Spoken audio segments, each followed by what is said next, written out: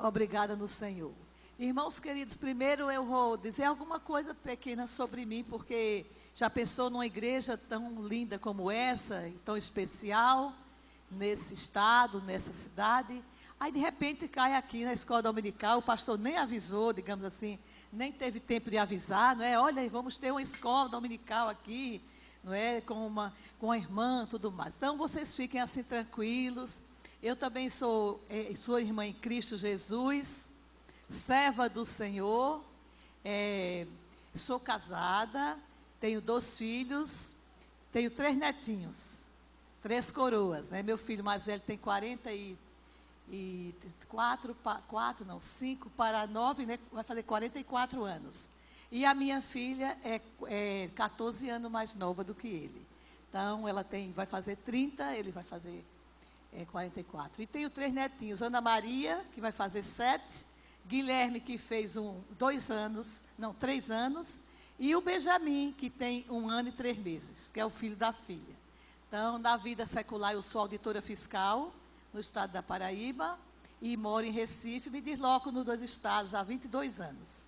E meu esposo já aposentou e me leva e me traz, fica comigo, leva para o aeroporto, traz, e essa é a função dele.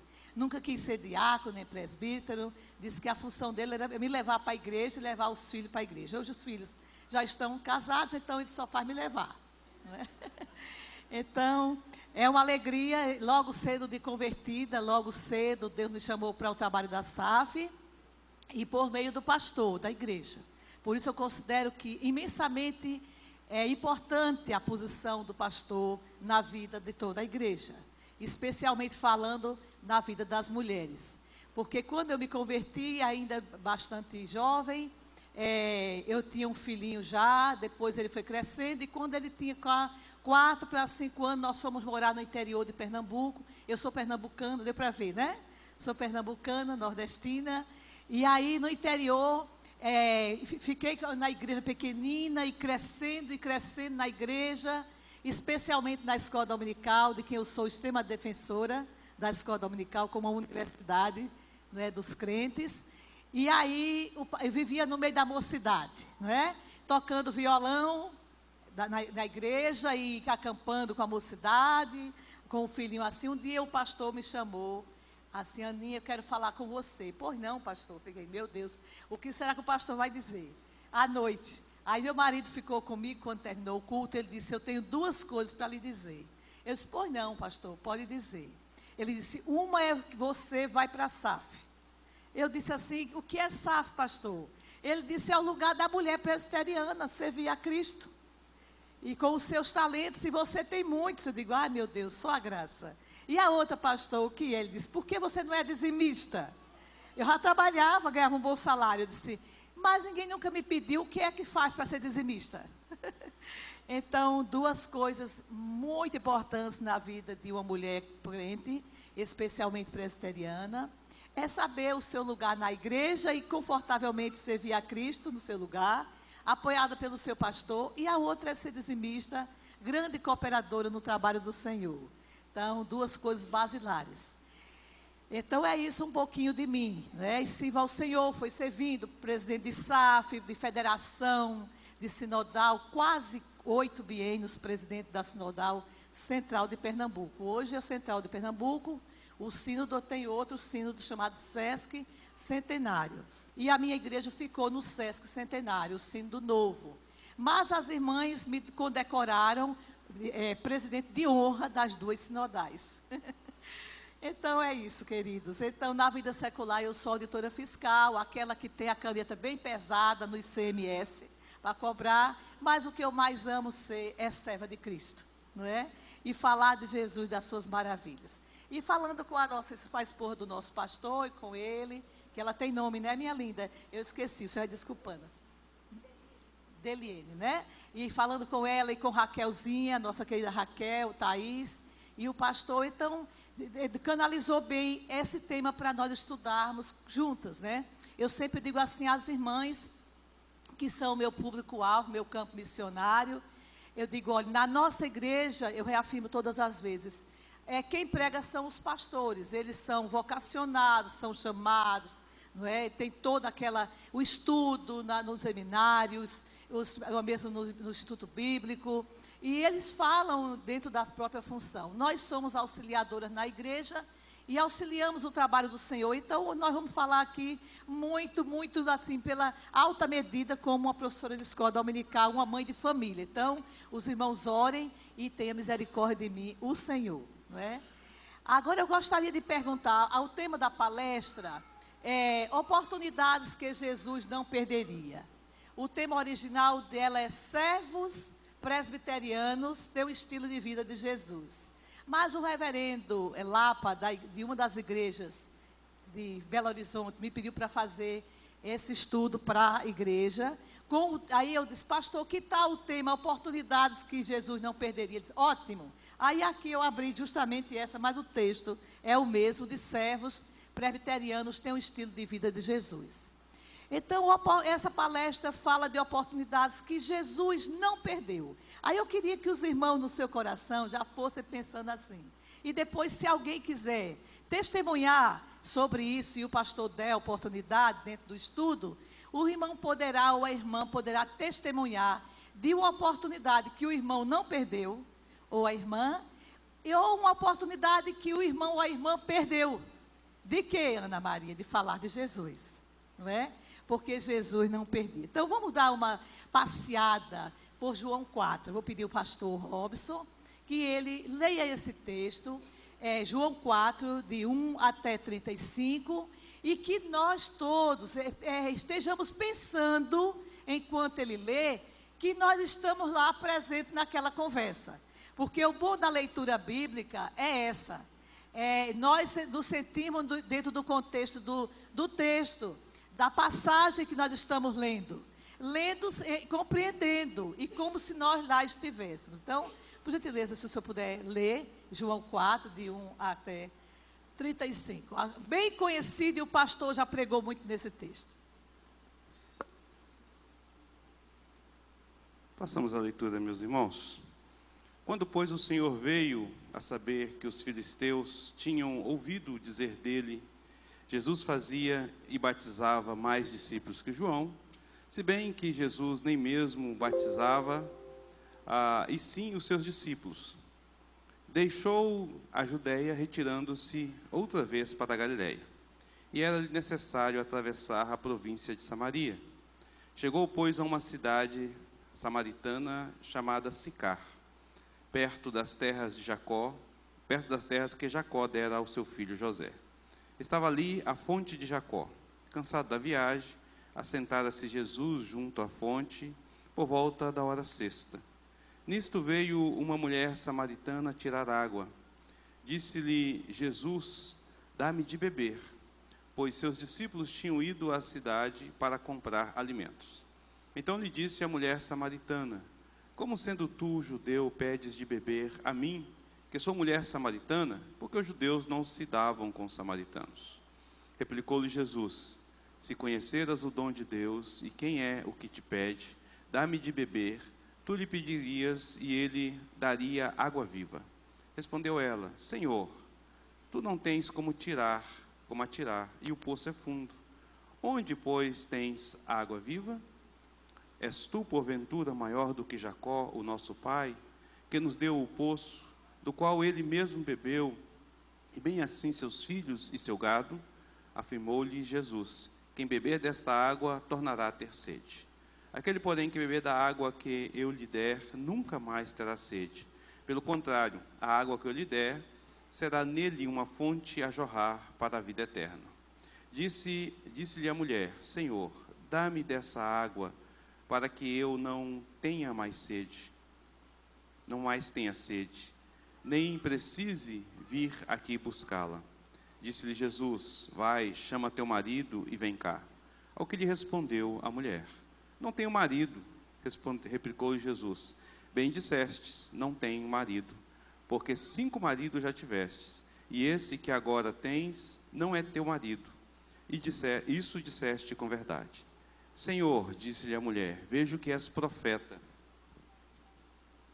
Nossos pais adoram neste monte.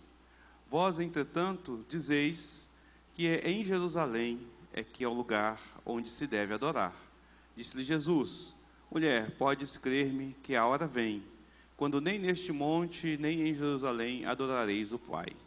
Vós adorais o que não conheceis, nós adoramos o que conhecemos, porque a salvação vem dos judeus. Mas vem a hora, e já chegou, em que os verdadeiros adoradores adorarão o Pai em espírito e em verdade, porque são estes o que o Pai procura para seus adoradores. Deus é espírito, e importa que os seus adoradores o adorem em espírito e em verdade. Eu sei, respondeu a mulher, que há de vir o Messias, chamado Cristo. Quando ele vier, nos anunciará todas as coisas. Disse-lhe Jesus: eu o sou, eu que falo contigo. Neste ponto chegaram seus discípulos e se admiraram de que estivesse falando com uma mulher. Todavia, nenhum lhe disse: que perguntas? Ou por que falas com ela? Porquanto a mulher deixou o seu cântaro, foi à cidade e disse àqueles homens: vinde comigo e vede um homem que me disse tudo o que tenho feito. Será este, porventura, o Cristo? Saíram, pois, da cidade e vieram ter com Jesus.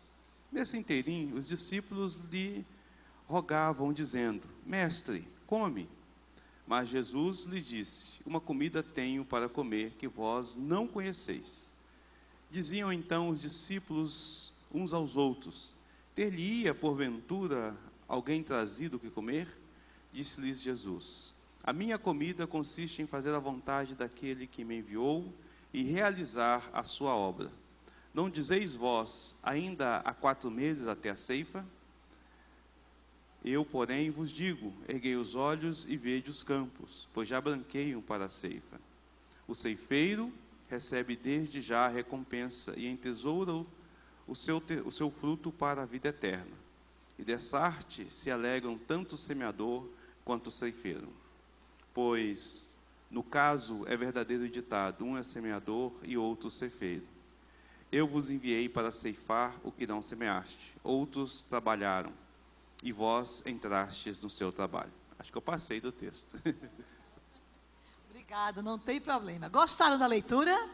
Se sentiram nela? Muito bem. Então, Daniel vai nos ajudar. É Daniel que vai nos ajudar? O versículo que nós vamos destacar é o versículo 35. Não dizei vós que ainda há 4 meses até a ceifa, eu porém vos digo: erguei os olhos e vede os campos, pois já branquejam para a ceifa. Essa expressão de Jesus poderia ser para cada um de nós hoje. Os discípulos talvez estivessem pensando em seus próprios problemas, perspectivas, colheitas de alguma planta, não importa, mas o que importa, ou alguma outra preocupação. Mas os estudiosos dizem, alguns estudiosos dizem, que Jesus estava dizendo, entre outras palavras: Samaria está pronta para ser evangelizada. Ou então, é tempo de pregar o evangelho em Samaria, numa terra que nenhum deles pregaria. Jesus tinha muitas razões para não falar da vida eterna àquela mulher. Uma delas, ele estava cansado, com fome. Não sei os irmãos, mas eu, quando estou com fome, eu fico meio chateada, não é? Não quero falar muita coisa, não. Mas Jesus ficou lá quietinho. Aproveitou aquela ausência dos discípulos que foram comprar comida e ficou quietinho. E aí também, como os judeus não se davam com os samaritanos. Preferiam, então, ir a um lugar mais distante, arrodear geograficamente, para chegar na sua terra, do que passar dentro do país de Samaria. Outra razão também é que era uma mulher. Os judeus preferiam, naquela ocasião, rasgar a Torá, o livro sagrado, do que falar com uma mulher sobre a vida eterna. Não valia a pena. Outra razão mais especial: a mulher, além de ser mulher, ela era pecadora. Eu digo que ela era tomadora de maridos. Já tinha tomado 5 e agora estava no 6º. Com certeza não ia parar. Então, essas são as razões, assim, pelas quais eu acho que nenhum de nós, pode ser que pela graça de Deus, Deus falando ao nosso coração, nós teríamos conversado com aquela mulher. Mas muitos de nós não teria gasto o seu tempo conversando com aquela mulher, sendo inimigo de sua pátria, e sendo ela mulher pecadora. Mas Jesus não é igual a nós. Jesus não é igual a nós. Ele sabia das coisas, né? Então, é sobre isso que nós vamos falar. Não vamos falar sobre a mulher que depois saiu, deixou lá o seu cântaro. E no versículo 39 diz que muitos samaritanos daquela cidade creram nele, em virtude do testemunho da mulher, que anunciara: ele me disse tudo quanto tenho feito. Vindo, pois, os samaritanos ter com Jesus, pediam-lhe que permanecesse com eles. E ficou ali 2 dias. Muitos outros creram nele por causa da sua palavra. E diziam à mulher: já agora não é pelo que disseste que nós cremos, mas porque nós mesmo temos ouvido e sabemos que este é verdadeiramente o Salvador do mundo. Não apenas um profeta, não apenas um discípulo, não apenas um servo de Deus, mas os samaritanos descobriram que Jesus era o Salvador do mundo, o seu Salvador, por intermédio daquela mulher. Mas nós não vamos falar sobre a mulher samaritana, o testemunho daquela mulher como uma das maiores missionárias de Cristo Jesus. Nós vamos falar das oportunidades que Jesus não perderia. Alguns de nós talvez precise pensar um pouco mais nas leituras que nós fazemos da palavra do Senhor e que apontam para a nossa obrigação e a nossa alegria, a nossa convicção de sermos anunciadores da vida eterna como Jesus. Um dos versículos mais queridos é 1 Pedro 2,9, que diz: vós, porém, sois raça eleita, sacerdócio real, nação santa, povo de propriedade exclusiva de Deus, mas não para ficarmos nos bancos, anos e anos sentados, ouvindo nosso pastor pregar, anunciar Jesus e sairmos e sermos improdutivos. Não, a fim de proclamardes as virtudes daquele que vos chamou das trevas para a sua maravilhosa luz. Resumindo em outras palavras, nós todos os servos de Cristo somos proclamadores do Evangelho do Senhor. Há uma campanha bem recente da nossa igreja presbiteriana que diz assim: somos todos missionários. Se os irmãos já receberam essa campanha? É da PECOM, viu? Quem recebeu, passe à frente. Eu mandei para você, Raquel, não foi? Passe à frente para os irmãos tomarem conhecimento. A igreja presbiteriana, por meio da PECOM, que é a Agência Presbiteriana de Evangelização e Comunicação, ela se juntou com a Junta de Missões Nacionais, com a PMT e com o PMC, que são 3 órgãos missionários da nossa igreja. Com ela são 4 órgãos, e lançaram essa campanha: somos todos missionários. Vale a pena nós pensarmos assim. Então esse versículo diz isso em outras palavras. A seguir nós temos um versículo em Isaías 52:7, que foi até tema do quadriênio das mulheres da SAF no outro quadriênio. Diz assim: que formosos são sobre os montes os pés do que anunciam as boas novas. Vamos pensar nos pés de Jesus naquele momento, cansados, talvez inchados, empoeirados, mas prontos a anunciar o Evangelho, a caminhar na direção daqueles pelos quais Ele mesmo morreu. Então nossos pés são formosos, porque Deus nos deu esses pés, que às vezes nós não cuidamos bem dele, não é? Devíamos cuidar bem mais desses pés que Deus deu para nós, mas eles se apressam, não é, a anunciar o nome de Jesus. Eles são formosos não porque são formosos materialmente, mas são formosos porque são instrumento de Deus para nós nos apressarmos e falarmos das maravilhas de Jesus às pessoas. A seguir nós temos ainda a convicção do versículo da mensagem do versículo de João 15, que está dentro do texto de 5 a 17. Jesus diz assim: não foste vós que me escolhestes a mim, pelo contrário eu vos escolhi a vós outros, e vos designeis para que vades e deis fruto, e o vosso fruto permaneça. Ou seja, ele está nos dizendo que nós não escolhemos ele.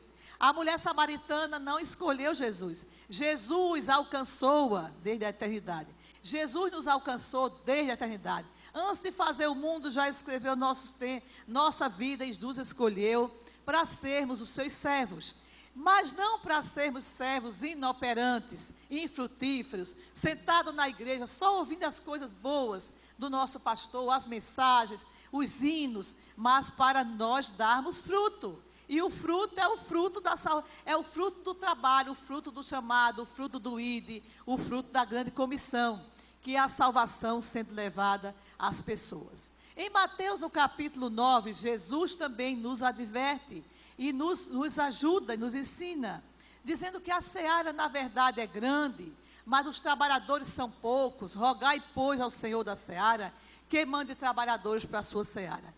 Isso aqui ele quer dizer que nós temos muito o que fazer e nós temos pouquíssimos trabalhadores. Se formos examinar a Igreja Presbiteriana do Brasil, uns dizem que nós temos 1 milhão de membros, outros dizem que nós temos menos do que isso, mas não importa, a realidade é que nós somos mais do que 500 mil pessoas, ou quase 1 milhão, ou 800 mil, mas nós temos, somando tudo, temos apenas, no máximo, 400 missionários. No máximo, temos cadastrado 383, mas esse ano nós tivemos mais missionários, digamos que cadastrado de forma direta ou indireta, por meio dos presbitérios, por meio da Junta de Missões, da PMT, o PMC, somando tudo, nós não temos 400 a 500 missionários. Isso para o Brasil e para o mundo.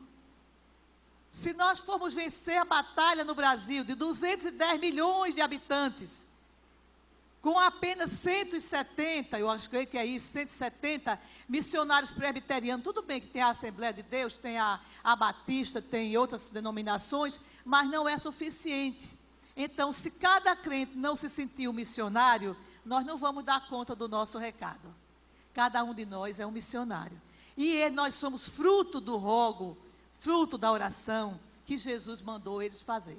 Se naquele tempo, no tempo de Jesus, havia um contexto de pessoas no mundo, e hoje que nós temos 7 bilhões de pessoas, ultrapassando talvez a barreira dos 7 bilhões de pessoas.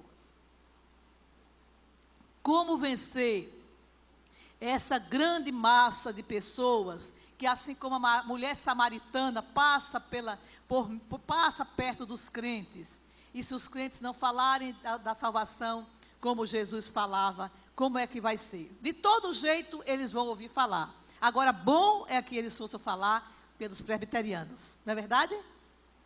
Todo jeito, e Deus vai usar até a mula de Balaão, não é?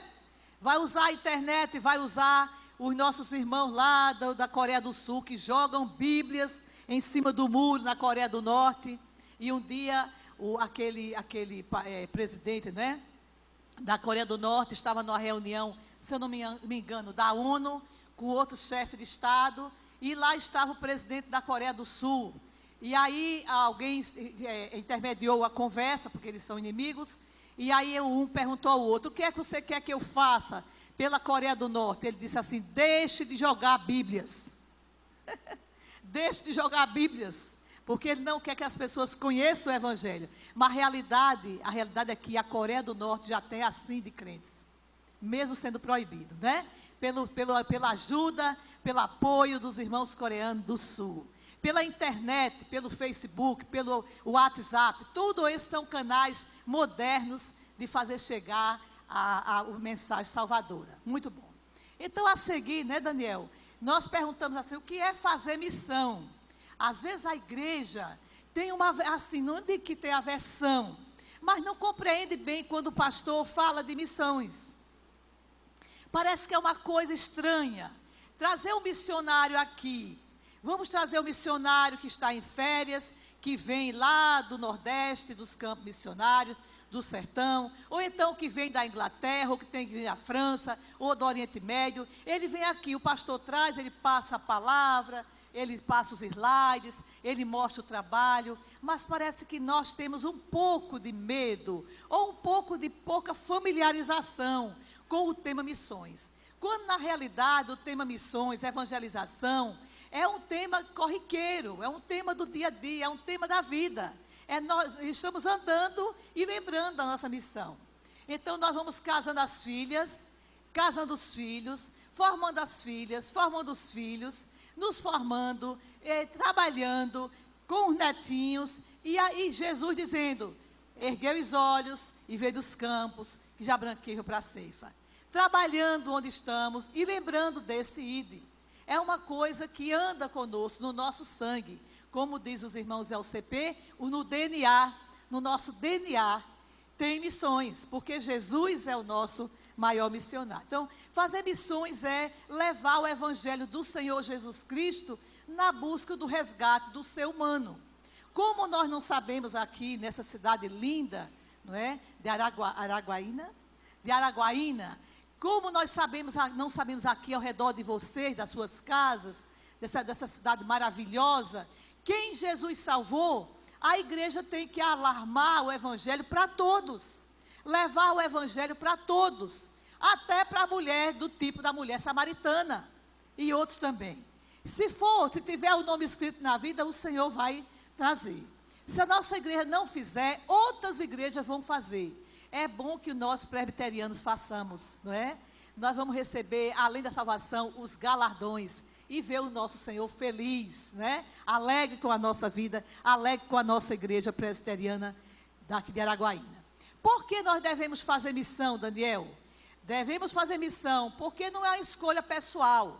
Aí alguém disse assim um dia lá em Recife, estava vendo uma entrevista numa rádio, e alguém perguntou a um pastor, falando sobre missões, ele disse assim, fazer missão e evangelizar não é minha praia. Sabe o que é isso, né? Essa expressão, não é o que eu mais gosto de fazer, não é a minha especialidade. Aí todo mundo ficou pensando, meu Deus, como é que pode ser? Nós podemos não saber fazer, não termos muito interesse, mas fazer missão é sim a nossa praia, é a nossa obrigação, né? Marcos 16:15 diz, ide por todo mundo e pregai o evangelho a toda criatura. Vamos ver que a pregação pastoral é uma coisa. Nós, enquanto mulheres, falando para mulheres, nós falamos de Jesus como outras irmãs também já falaram. Não é com uma pregação, mas nós falamos, nós testemunhamos. É o testemunho cristão nosso. A mocidade, então, não só o pastor é obrigado a proclamar, mas todos os crentes são obrigados a proclamar. 1 Coríntios 9:16, o nosso irmão diz assim, se anuncio o evangelho, não tem de que me gloriar, pois sobre mim pesa essa obrigação, porque ai de mim se não pregar o evangelho. De alguma forma, Deus vai nos pedir conta. Isso é uma coisa muito pessoal, de sermos improdutivos ou de sermos produtivos. Mas se nós tivermos participação na busca de alguma alma perdida que chegou na nossa igreja e conheceu Jesus, e Jesus a resgatou, não temos de nos gloriar. Esse ano eu ganhei tantas almas para Jesus, e você ganhou quantas? Não é assim, porque quem converte é quem? Quem é que converte? O Espírito Santo. Nós somos apenas instrumentos. O pastor leu aqui, foi o pastor que leu, terminou a leitura. Semearam e nós vamos colher. Talvez vocês semeiem em algum lugar, não vão colher hoje, mas amanhã vão surgir irmãos que vão colher. Então, uns são os que semeiam, outros são os que colhem. Mas na realidade, quem dá crescimento e quem vem e quem pratica a ação redentora é o Espírito Santo. Então, a gente não tem de que se gloriar. Tudo que der certo na nossa vida, temos que apontar para cima. Honra, glória e louvor. Não é? Porque Ele é quem faz. Nós somos somente, como o nosso irmão disse, instrumentos de Deus. Muito bem. Qual é a razão, passando, Danielzinho, qual é a razão da igreja viver? Para que é essa igreja? Nosso pastor Robson, tem outro pastor aqui? Não, só o senhor, né? Nosso pastor Robson, nossos presbíteros, nossos diáconos, os professores, o superintendente da escola dominical, está aqui nessa igreja, uma igreja organizada, tem tudo isso, uma estrutura linda dessa. Qual é a razão de viver dessa igreja? Se fosse um banco, a razão de vida do banco é ter lucro. Se fosse uma indústria, um comércio, ter lucro, não é? Uma universidade, formar pessoas, ter lucro também. Mas a igreja, a razão de viver da igreja é o anunciar Jesus. Por isso existe essa igreja. Eu sempre digo, na minha avaliação, Deus tem dois grandes propósitos, duas pilastras. Uma é que a igreja vá e a igreja anuncie Jesus aos pecadores. E outra é que os pecadores arrependidos chegando na igreja, A igreja ser tratada pelo corpo pastoral, logicamente, para que cada dia mais essa igreja se pareça com quem? Com Jesus. Não é? Todos nós devemos procurar crescer na direção de atingir a estatura do varão perfeito. Nós não vamos entrar no céu do jeito que a gente se converteu. Todo dia o Espírito Santo de Deus trabalha no nosso coração, tira as coisas velhas, não é? Os pensamentos velhos. E se alguém fica na igreja 30 anos, 40 anos, nunca mudou, é aquela pessoa dura, ríspide. O pastor pergunta, e aí? Diz, estou na prova. E vou ir, está tudo ruim, pastor. Mas como, meu irmão? Jesus vive em você. Já não sou eu quem vive, mas Cristo vive em mim. Foi o que o hino cantado hoje de manhã, não foi? Então aquela pessoa não muda. É um mau sinal. É um sinal de não conversão. Porque se nós nos convertemos, todo dia somos melhores. Hoje somos melhores do que ontem, porque as pregações, as leituras bíblicas, as orações, os louvores vão nos levando cada vez mais a ficarmos parecidos com Cristo, não é? Então, 2 objetivos lindos e maravilhosos. A igreja sai das 4 paredes, se prepara, vai lá, busca, traz para cá, convida. Eles ouvem o evangelho, converte. E agora a igreja trata eles para eles cada vez mais atingir a estatura do varão perfeito. Então, o ministério da igreja é uma missão de todos os crentes, cada um com a sua função e cada um com o seu chamado diante de Deus. Gênesis 2:12, fala de missão, a missão de Abraão. O que eu quero dizer é que cada um de nós tem a nossa missão. O Senhor Jesus lhe chamou a mim e me deu uma missão. É bem nítido na minha cabeça a minha missão. Eu nunca compreendi, mas agora, de uns tempos desses para cá, eu compreendi. Interessante que meu marido, eu viajava para as coisas da SAF há um bom tempo já. E aí ele encontrando a pessoas assim, me levando, às vezes no shopping, às vezes no supermercado, entre a família. Aí ele disse assim, minha esposa é missionária. Aí eu dizia, não sou missionária, Nildo, não sou missionária. Você é missionária. E aquilo ficou na minha cabeça. Aí minha esposa é missionária, ela viajou, ela fez, aconteceu. Não diz isso que eu não sou, porque na minha cabeça missionária era aquela de carteirinha, não é? Que se prepara, né? E aí vai para a junta, vai. Depois Deus foi falando no meu coração. E um dia alguém me contou essa história, que é uma história, não sei se é alegórica, mas uma história. Diz que uma presidente sinodal, não é? Fez uma reunião com toda a sua sinodal. E na frente dos bancos colocou assim, reservado para missionárias. E daqui para lá ficou cheio de mulheres. Excedeu. E aqui tudo limpo. Aí ela disse assim, minhas irmãs, vamos começar a reunião. Mas por que essas cadeiras estão vazias? Aí elas disseram, estão reservadas. Para quem? Para missionárias. Aí ela disse, tem algum missionário aqui, ou missionário aqui, especialmente trabalho de mulheres, tinha mulheres. Tem alguma, e ninguém se pronunciou. Ela disse assim, pois então, alguém disse que quem não se sente o missionário de Jesus é porque ainda é um campo missionário. Quem é missionário aqui? Uma revoada. Para encher as cadeiras. Por quê? Um campo missionário é que ainda vai se converter, não é? Se converteu, pode pegar a sua Bíblia, mas eu não sei ler. Você pega a sua mente, alguém lê, e você vai andando e caminhando e falando de Jesus. Você tem uma missão, ide, não é?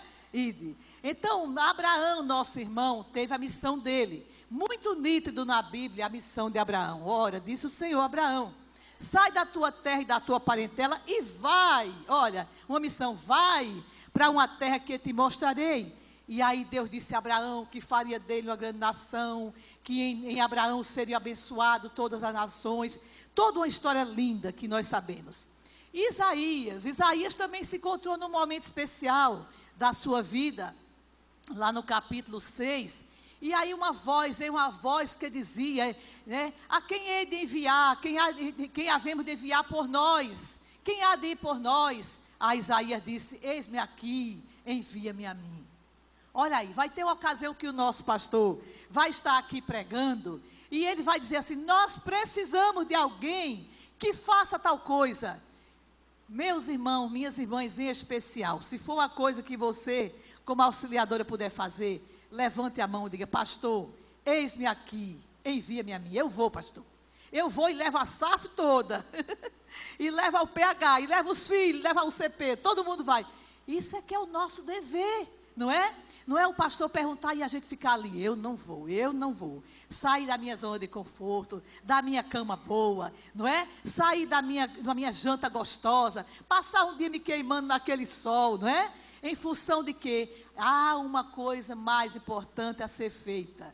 Se vocês não saírem mesmo com o sol quente, vocês não vão fazer a obra do Senhor. Tem lugares que são frios. O Rio Grande do Sul é gelado. Curitiba é terrível no inverno. Se as mulheres não saírem, a igreja não sair para evangelizar, não sair para fazer a obra, ninguém vai chegar na igreja. Não é verdade? Então não podemos fazer isso. Quem é quente, bote guarda-sol, bote protetor solar, bote chapéu, né? Bote alguma coisa e vá. Quem é frio, bote casaco, bote isso, bote luva, bote bota e vá, né? Quem está na Amazônia, então assim, pega o barquinho e vá pelos ribeirinhos.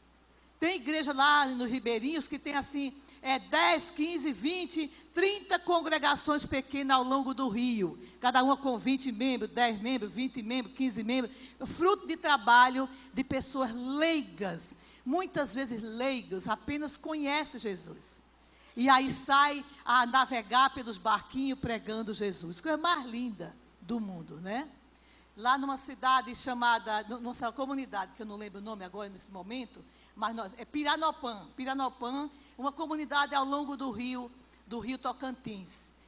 A igreja de Tucuruí foi lá conosco, 7h30 de voadeira, de lancha, meu Deus, e o pastor, o reverendo Rui, aí dirigindo e fazendo, ele e o diácono que é dirigindo, e um batedor, uma pessoa que conhece, porque se não conhecer, se perde.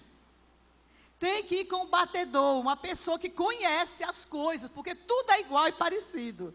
O rio começa larguíssimo e termina estreito, que para passar precisa cortar o ramo das plantas. As árvores, ao invés de ser para cima, é para baixo.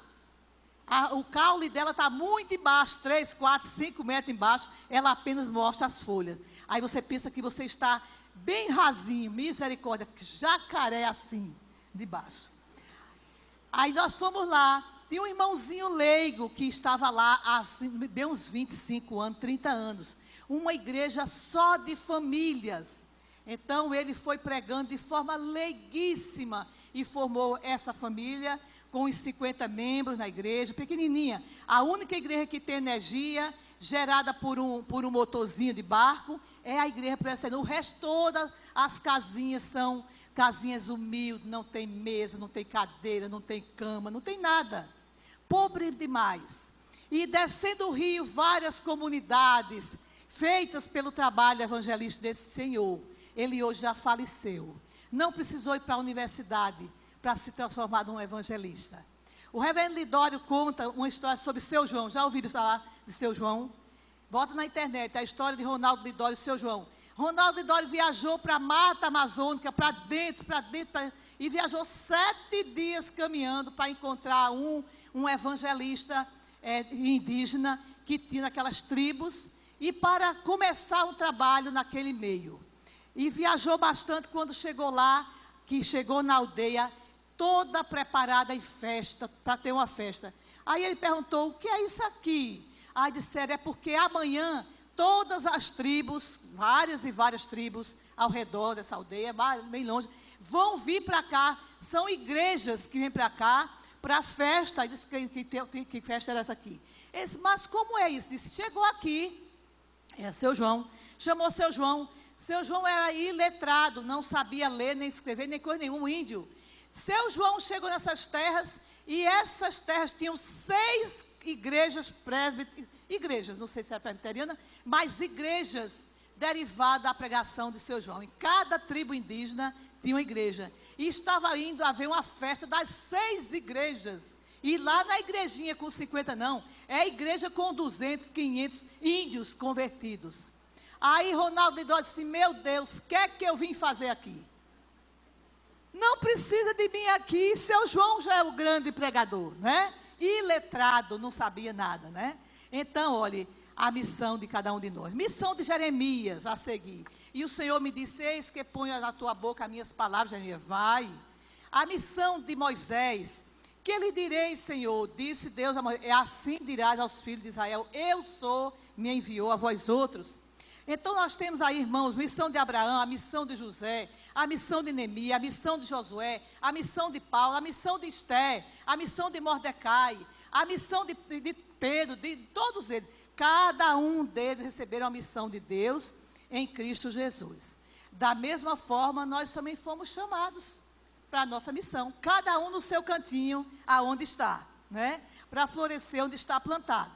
Porque somos missionários do maior missionário por excelência, que é Jesus. Alguém disse que Jesus, que Deus teve um único filho e fez dele um missionário. Jesus também foi enviado, não é? Para morrer e ressuscitar por nós. Muito bem. A missão de Jesus também foi um chamado de Deus. Evangelização e missões para Jesus não era algo que ele fazia quando queria, mas era algo que ele fazia em todo o tempo, assim como nós vimos ontem com as meninas, as irmãs, que Jesus orava em todo o tempo. Então Jesus fazia missões e evangelizava em todo o tempo, era uma constante na vida dele. Era um estilo de vida, para Jesus. Que estilo de vida nós queremos ter? Às vezes alguém, hoje mais talvez não, mas anteriormente, alguém queria ter o estilo de vida de determinado político, não é? Até como político ele falava, não é assim? Alguém era um ícone na parte, enfim, material do esporte brasileiro. Então, os outros jovens faziam igual a ele, barbicha, etc., roupa, não é? Teve um tempo que a Xuxa era a deusa, não é, do nosso país aqui. Então, muitas mulheres não crentes vestiam as filhas do mesmo jeitinho de Xuxa. O ideal era ser como Xuxa. E assim por diante. Mas, olha, nós crentes devemos perseguir um grande ideal. Me preocupa muitas vezes até nossa denominação. Algumas pessoas imitar outras pessoas. Imitar nas barbas, imitar nas roupas, não é? Imitar na forma de ser, na forma de falar. Tem hora que você não sabe se está ouvindo o pregador A ou o pregador B, porque absolutamente parece que copia os desenhos. Mas nós devemos sermos imitadores de Cristo. Esse é o grande segredo. E termos o estilo de vida do nosso Senhor. O que é que Jesus fazia que nós podemos fazer? Logicamente que nós não somos Jesus, mas nós somos irmãos, nós somos servos, nós somos mais do que servos, nós somos amigos. Jesus disse aos discípulos, já não vos chamo meus servos, mas meus amigos, né? Então Jesus é quem nós devemos nos espelhar. E o estilo de vida de Jesus nos interessa. Então, oportunidades que Jesus não perderia, viu, Daniel? Estou adiante. Falamos sobre a mulher samaritana, já dissecamos um pouco sobre isso. Como Jesus não perdeu a oportunidade com a mulher samaritana. Jesus era expert, doutor, PhD em descobrir vidas, como a pregação de Ronaldo Lidório diz, não é? Nós somos os, digamos, ele falou uma expressão, os improváveis. Nós somos os improváveis. O que é uma coisa improvável? Que não tinha a menor chance de ser aquilo que é. Mas Deus trabalha nos improváveis. Nós somos improváveis. Por nossa própria vida, jamais estaríamos no céu. Mas Jesus nos salvou. Então a mulher samaritana era um improvável. Ninguém olharia para uma mulher samaritana para dizer assim, aquela mulher vai ser uma das maiores evangelistas ou missionárias de Cristo em toda a história. Não é isso? A improvável. A mulher do perfume, do nardo, né? Como é o nome do perfume? não é? Aquele perfume que quebrou na cabeça de Jesus e ungiu.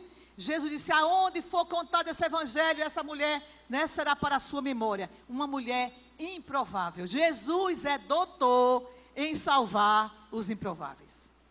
A começar de mim. Não é verdade? Nasci numa família católica. Não, eu não sou crente de berço. Até hoje eu espero a salvação da minha família. Meu marido é crente, porque quando eu casei, ele é que era o crente desviado.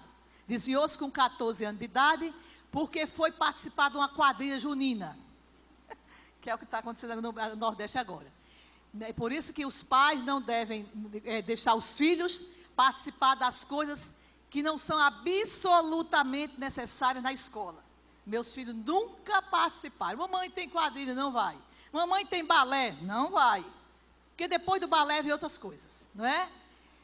Então, meu marido desviou-se. Então, eu casei com esse rapaz desviado e eu disse assim a ele, você não vai para a minha igreja, que eu também já era uma católica que não concordava com aquelas coisas, mas eu vou para a sua. E fui para a igreja dele.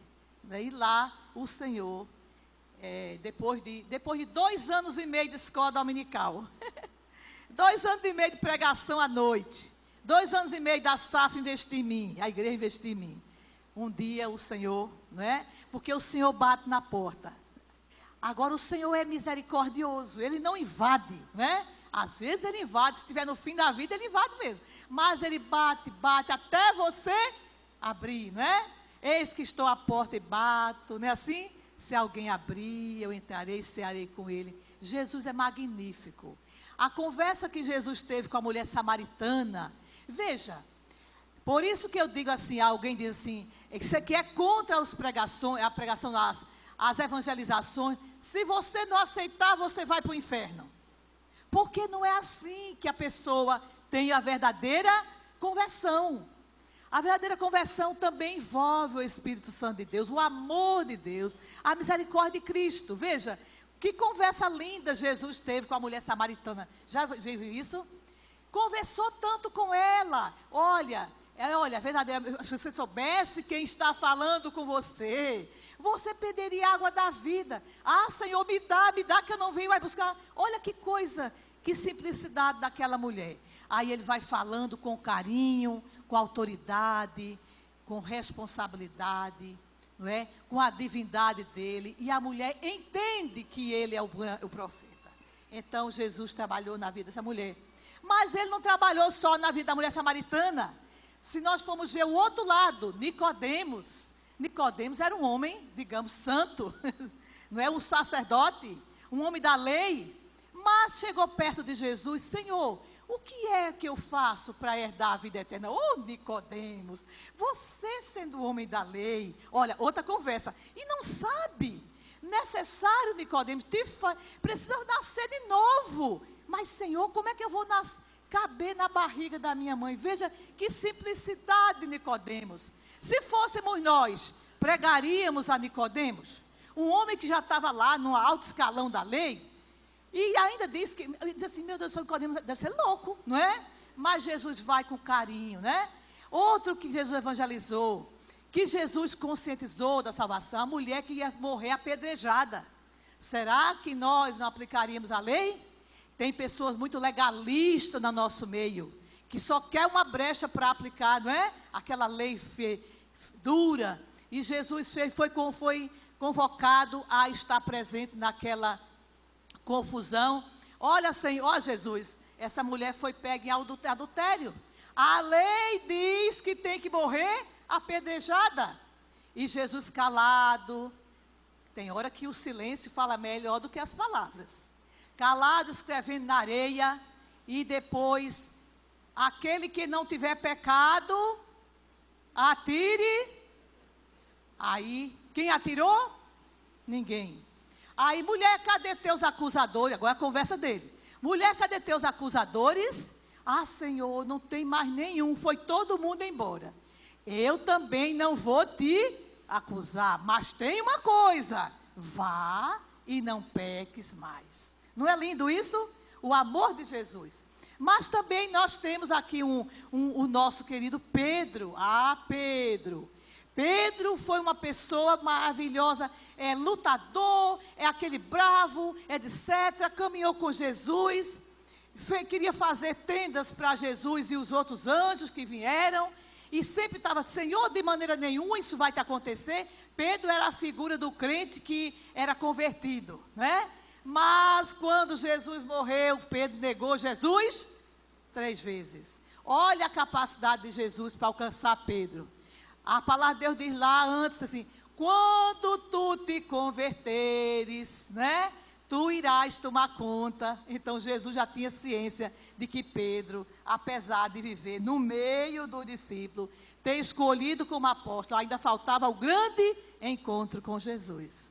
Aí Jesus, depois que ressuscitou, diz, Pedro, olha, outra estratégia, Pedro, tu me amas, Pedro, tu me amas, Pedro, tu me amas, Senhor, tu sabes que te amo, e chorou amargamente, não é? Então, se fosse você e eu, Pedro não teria chance, porque nós iríamos nos vingar dele. Você fez isso comigo, quando eu mais precisava, você me abandonou, não é isso? A nossa conversa seria, mas Jesus não. E Zaqueu, Zaqueu, contado em Lucas, capítulo 18, de 1 a 10, Jesus também falou do evangelho a Zaqueu, de outra estratégia. Aí Zaqueu era o meu colega do fisco, né? Todo mundo quando pensa em fiscal, pensa logo nas coisas ruins, que realmente existe, mas nem todos são iguais a Zaqueu.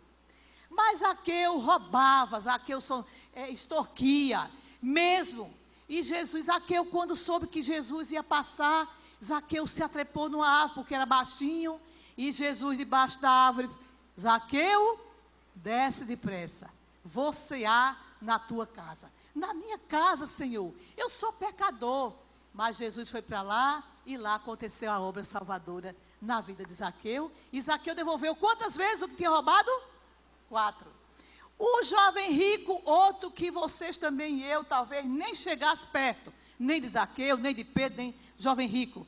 O jovem rico era ostentoso, chega para Jesus com aquela ostentação e pergunta, né? Fala com Jesus sobre a vida eterna. Jesus diz, aí eu fiz tudo, eu faço tudo, eu fiz tudo, eu faço tudo, Senhor.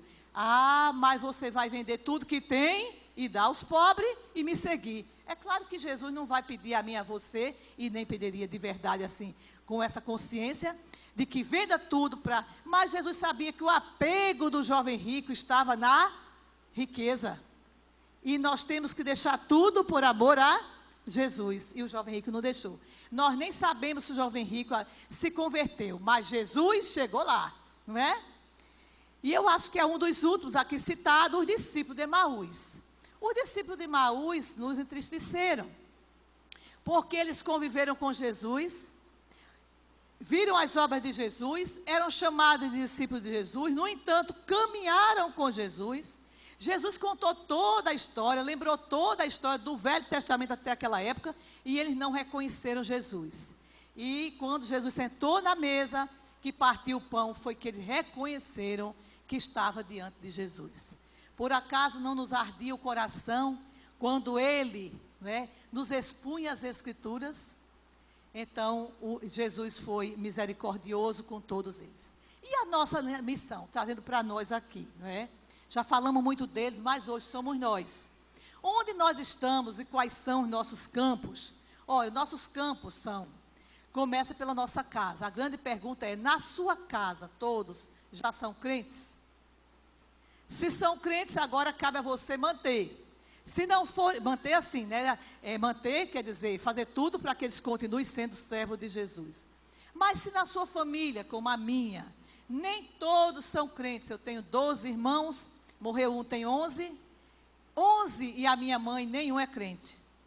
Então nós temos que manter a guarda. Evangelizando.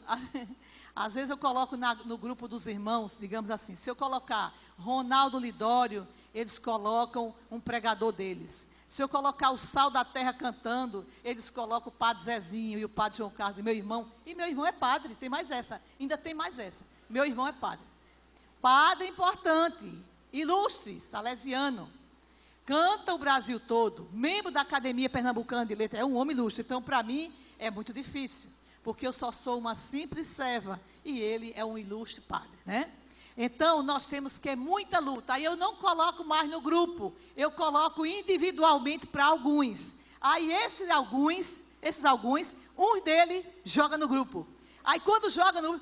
Que baboseira é essa que você está aprendendo? Quem está ensinando isso a você? Um irmão diz para o outro. Então, nós temos que evangelizar. A minha mãe é a patriarca ferrenha. Aí essa eu levo Bíblia, dou a ela, converso com ela. Aninha, isso aqui é assim, como é que é isso aqui? Ela senta comigo para nós decifrar, porque ela lê e não entende Jeremias, não entende Isaías, aí eu saio lá sentar com ela. Não sei quando Deus vai salvar, mas é o meu trabalho. Nos nossos relacionamentos, você é médica, o que é que faz diante dos seus pacientes com relação a Jesus? Você é médica obstetra, lá vem um bebê. Que tal você orar por aquela grávida, orar pelo bebê, dar uma Bíblia àquela grávida, dar uma Bíblia ao bebê, dar um CD de pregação, dar um boletim pastoral. Mas você é enfermeira, você tem chance de estar naquelas camas, todo mundo doente, doido para ficar bom. E você diz, quer que eu ore por você? Ele não quer o nosso Deus, mas quer a nossa oração. Aí eu contando essa história a uma irmã de Cuiabá, ela diz... Espírito Santo. Ela disse que era enfermeira de pacientes terminais, que estão em coma no hospital, não tem mais jeito. E ela vai de madrugada com a papeleta, com os remédios e com a Bíblia. E vai de leito em leito, aplica o remédio, dá os remédios, lê a Bíblia e sussurra no ouvido do paciente um hino. E pelos olhinhos escorrem lágrimas. Outra irmã, dentro do seu trabalho, essa aqui é Nadi, já é em Cuiabá. Ela trabalhava no Tribunal de Justiça com os desembargadores, antes de se aposentar. Naquele tempo não tinha computador, nem tinha celular. Mas tinha máquina de... Ela chegava cedo no trabalho e batia o versículo bíblico, viu, dona Raquelzinha? Batia o versículo bíblico, depois cortava os vários, né? Batia igualzinho. Não tinha copiar, colar, tinha que bater mesmo, não é assim? Copiar, colar, maravilha. Aí cortava e jogava nos birôs de todos os colegas do Tribunal de Justiça e no birô dos desembargadores. Toda manhã chegava lá, a colega dela dizia, olha aqui o que eu faço com esse versículo que você botou, com esse papel que você botou na minha mesa, viu, Nadi? Amassava e jogava no lixeiro, nos pés de Nadi. Todos os dias, Nadi não desistia. Um dia, o desembargador-chefe ligou para ela, dona Nadi, compareça ao meu gabinete. Ela disse, meu Deus, o que foi que eu fiz? Aí, dona Nadi, eu noto que a senhora coloca um versículo bíblico no meu birô todos os dias. É, seu doutor, parece que eu estou vendo ela. É, seu doutor, é mesmo assim. Eu gostaria que a senhora viesse toda meio-dia orar por mim. E orar comigo, né? O tempo passou e Nadi se aposentou. No Tribunal de Justiça, o salário não é pequeno, é? Mesmo sendo nível médio, apoio. Aí, quando as mulheres se aposentam com um salário bom, que já casou os filhos, não tem mal o que fazer, vai passear onde, minhas irmãs, de tarde, nas tardes ensolaradas? No shopping. Gastar o que tem, não é? E lá está Nadi no shopping de tarde passeando. Nisso lá vem aquela figura, Nadi, caminhando a passos pequenos. Nadi, olha quem era? A colega. Nadi, eu pedi a Deus não morrer sem falar com você, para pedir perdão a você, porque eu hoje sou uma crente e sei o que é que você fazia. Aí se abraçaram e Nadi disse a mim depois, na última palestra que eu tive em Cuiabá, com as irmãs da Mato Grossense, da Central América, ela disse assim, Ana, e o pior é que com uma semana ela morreu. Deus sustentou ela até ela pedir perdão a Nadi. Então, não se preocupe, meu irmão, que Jesus vai mandar a história de volta, né? Então, ao redor da igreja, todo mundo aqui ao redor, mas Ana, está fácil, todo mundo tem a placa aqui, mas só que Jesus diz assim, ó, ide, não diz ao povo, venha. Está escrito isso? O povo vai chegar, pastor Robson. O Jesus diz assim, o quê? Ide. Nós temos que ir, bater nas portas, visitar, convidar a família, e convidar de novo, e levar um não, e bater lá, e trazer para a igreja. Olha, vai ter uma escola dominical especial, vai ter um trabalho das mulheres, vai ter isso. O nosso pastor vai pregar hoje uma coisa maravilhosa, quero lhe levar, venho lhe buscar. Invista nas vidas, porque o certo é ir e não é ficar esperando. Ah, Ana, mas Deus manda. Tudo bem, Deus manda, só que a ordem não é mandar ele vir, mas nós irmos, né? Aí domingo de noite o pastor diz assim: quem está nos visitando pela primeira vez? Às vezes não tem ninguém visitando, porque nós não convidamos. Aí onde está a falha da igreja, não é verdade? Bom, então, oportunidades que Jesus não perderia, caminhando já para o final. Vamos dar a avaliação que eles fazem, está no site da IPB, não sei se tem esse mesmo número, que o reverendo Ronaldo Lidório já melhorou aqui esses números. Mas os últimos números de 2016 mostrava que tem 2.000 povos, 2.000 nações no mundo que não conhecem o Evangelho.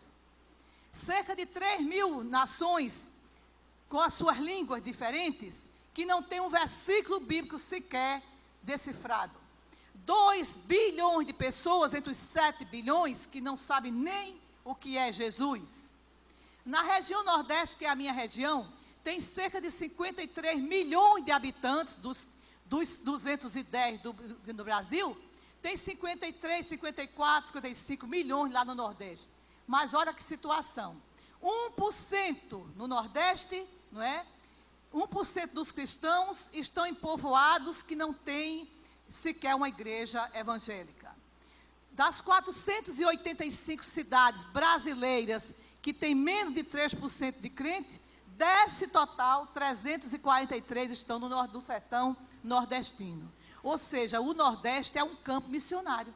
Por isso que a igreja lá de Nacional de Brasília e outras igrejas viajam muito para o sertão nordestino, porque o Nordeste é uma África ainda sem Cristo, apesar de que as igrejas presbiterianas estão lá quase 160 anos, a Assembleia de Deus está quase, ou mais de 100 anos, está um pouquinho só, 100 anos, não é? O litoral nordestino é lotado de igrejas protestantes na beira da praia. E o sertão, e o semiárido, e a zona da mata descoberta, porque tem que ir. O povo só quer chegar para se banhar nas águas mornas das nossas praias. Porto de Galinha, inclusive. Na Espanha, 150 mil pessoas são crentes dentro de 40 milhões. Entre os indígenas, 117 etnias sem a presença missionária. Com todo esforço de Ronaldo Lidório, do reverendo José João e outros mais, Missão Kaiowá, ainda tem 117 nações indígenas sem a presença de uma igreja. Entre os ribeirinhos, tem mais de 10.000 comunidades, ou seja, 10.000 pequenas cidades, sem a presença de uma igreja sequer evangélica. Entre os ciganos, 700 mil ciganos, Calon, no Brasil, tem aí cerca de 1.000 ciganos que se dizem crentes apenas. Agora aqui em Goiás se converteu um casal de ciganos, lá em Goiás, no trabalho evangelístico, e aí os ciganos, com os convertidos, foram para o IBEL, fazer IBEL. 3 anos de IBEL, agora se formaram e voltaram para suas tribos para pregar o evangelho. A coisa mais linda é o evangelho no meio dos ciganos. Os quilombolas, estima-se que entre as 5.000 quilombolas, comunidades, reconhecida tem 3.524, mas 2.000 comunidades não têm uma igreja sequer evangélica, nem assembleia. Entre os surdos, tem aí 9 milhões de pessoas surdas, mas somente 1% se declara crente, porque para o surdo entender o evangelho precisa de quê? Libras. Quem é que fica na igreja, na frente da igreja aqui, o pastor pregando? Se os surdos souberem que aqui tem uma pessoa que decifra a mensagem, vem tudo para cá, não é? Nosso chamado, irmão querido, nosso chamado, viu, Daniel? Está em Marcos 16:15. Ide por todo o mundo e pregai o evangelho a toda criatura. Temos motivo para fazer missão? Ah, Ana Maria, você falou tudo isso, mas eu não tenho motivação. Mas como é que nós vemos o Brasil, como é que nós vemos o mundo, nossa região, nossa cidade, nosso bairro, nossa família? Depende da forma como nós vemos. Jesus era movido à compaixão, porque missão evangelização se faz num coração misericordioso, como era o coração de Jesus. Era um coração misericordioso, compassivo. Ele percorria as cidades, os povoados, pregando o evangelho e curando toda sorte de doença, mas ele, vendo as multidões, compadecia-se delas, porque estavam aflitas como ovelhas que não têm pastor. Era assim que Jesus via a situação da sua época. Como é que Jesus vê lá do céu a situação do Brasil? Eu creio que Jesus não pensa como muitos de nós, não é? Com aquelas ideias ferrenhas de destruição. Mas Jesus diz, o Brasil é uma região que está precisando de pastor. O Brasil está precisando de Cristo.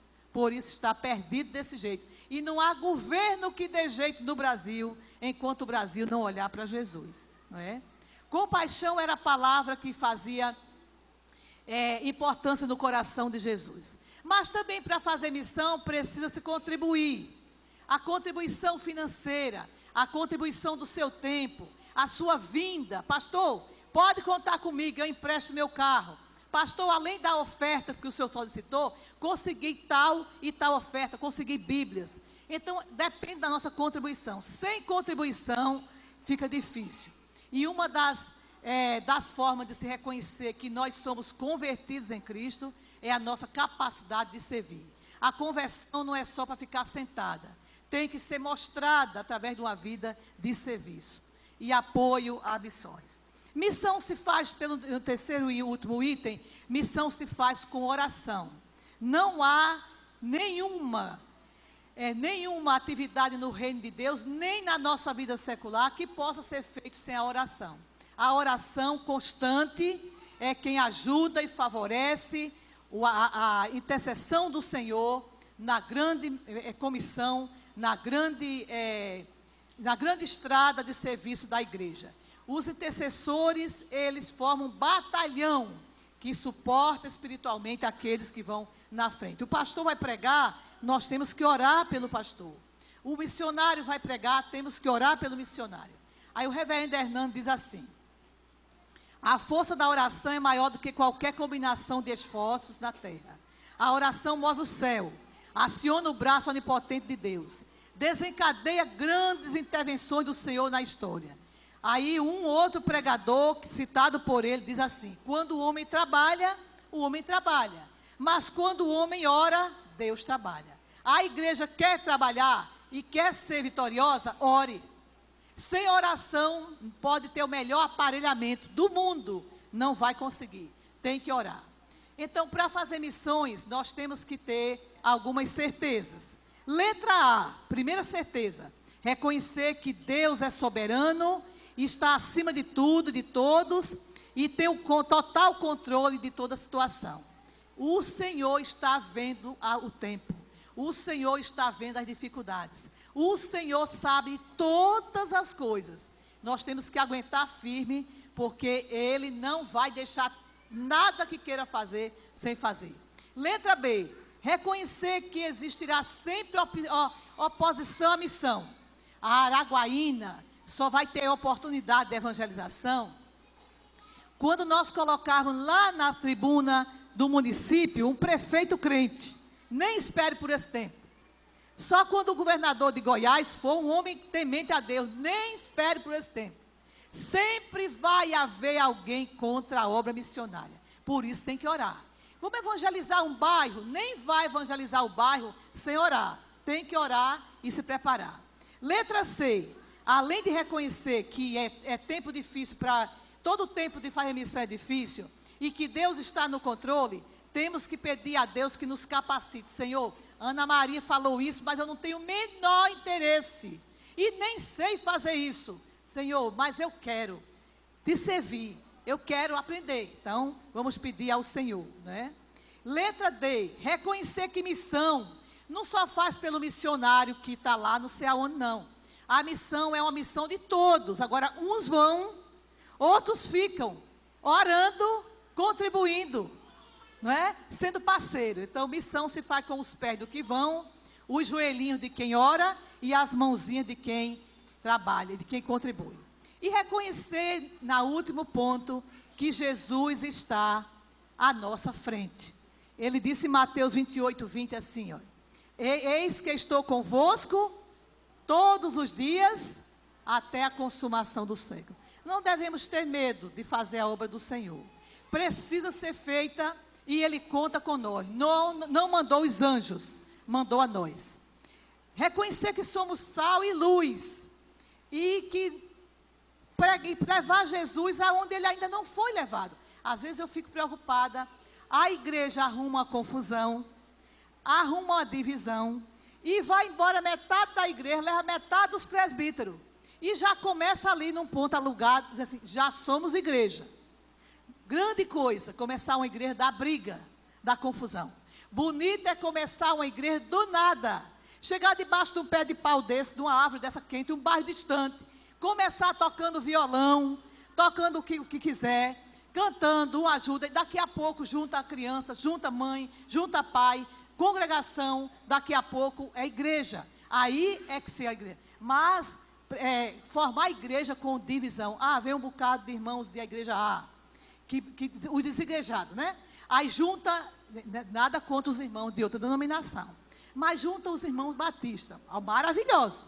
Junta alguns que vieram da Assembleia, que desistiram de lá, maravilha. Junta os metodistas, junta o Renascer e junta os presbiterianos, forma uma igreja. Vai ser uma confusão, porque cada um tem uma forma de pensar, tem uma doutrina. Nós vamos malhar em cima de ferro frio, vai dar outra divisão. É melhor pegar a sua viola, o seu violão, o seu cavaquinho, a sua acordeon e começar um trabalho do outro lado, aonde ninguém conhece Jesus. Que vai sair uma igreja presbiteriana, ó, da gema, né? Muito bem, fomos salvos para servir, irmãos, salvos para falar de Jesus no nosso relacionamento. E evangelização e missão deve fazer parte das nossas conversas. As mulheres foram para cabeleireiro, coisa difícil, né, irmãs? Aí fica lá 1 hora, meu Deus, pintando esses cabelos. Já falamos de Jesus para aquelas 10 mulheres que estão lá. A nossa manicure, 30 anos que faz unha, já falamos de Jesus para ela. Na faculdade, seus alunos já ouviram você pregar, ou falar, ou testemunhar dele. Na escola pública que você ensina, no banco que você trabalha, aonde é que você está? Você é luz, né? Você tem que ser diferente e tem que ser um canal de Cristo na vida daquelas pessoas, né? Bom, então, pastor, que lugar ocupa a missão e evangelização na nossa vida? Ninguém aqui vai dizer, a sua não é, não, cada um fale por si, porque a cobrança vai ser individual, a morte vai ser individual e a salvação é individual, embora todos nós tenhamos a ver com tudo que nós dissemos aqui. Onde está o nosso tesouro, aí estará o quê? O nosso coração, não é? Missão está no nosso coração e nas nossas orações. Missão se faz como estilo de vida, como fazia Jesus, não perdendo nenhuma oportunidade. Então, servos presbiterianos têm o estilo de vida de Jesus. E Jesus jamais perdeu uma oportunidade. Você já perdeu a oportunidade de falar de Jesus a alguém? Ana, não posso, porque eu trabalho na escola e o Estado é laico. O Estado é laico, mas eles ensinam agora às nossas crianças o que eles querem. E nós não tivemos coragem, porque não queríamos nos dispor com os diretores, ou as diretoras, ou perder o cargo, e não ensinamos aos nossos alunos o que é Jesus. Já assistiram o filme Deus Não Está Morto 3? 2, o 2 é uma polêmica, porque uma professora da universidade respondeu uma pergunta sobre Jesus. Se ele tinha a mesma qualificação de Maomé, estava no mesmo termo. Ela foi dizer que Jesus era Deus, pronto, deu problema. Não é? Pagou o preço por isso. Então, nós estamos aqui para fazer isso. Vou encerrar, viu, meu pastor? Um dia eu fiz uma viagem para o norte, a gente viaja bastante, para visitar as irmãs da SAF, né? Em todas as regiões. Aí eu fui para a região norte, numa cidade chamada Tucuruí, que é justamente de lá onde o pastor Rui é pastor. Tucuruí tem uma reserva de água, né? Uma estação de água, né? Uma usina de água, né? Magnífica. Então, nós fomos de avião até Belém. Maria da Paz era a presidente, a vice do norte. Desceu para Belém, nós fomos Descemos em Belém e fomos de ônibus, 7h30 de ônibus para Tucuruí. Na volta, nós pegamos o ônibus, aí estava com bastante tempo, aí eu disse, Mário da Paz, e tinha lugares no ônibus. Mário da Paz, senta do lado de lá, que eu sento do lado de cá. Tem 2 poltronas lá, você vai deitar, e eu deito aqui, do lado das cachoeiras, né? Aí eu disse, Senhor, eu vou cochilar a viagem toda, que eu preciso. Aí eu tinha vindo o Supremo Concílio de Curitiba. Eu comprei 2 pares de sapato muito bonitos, um vermelho e um azul. Um azul bem como a camisa do nosso irmãozinho ali.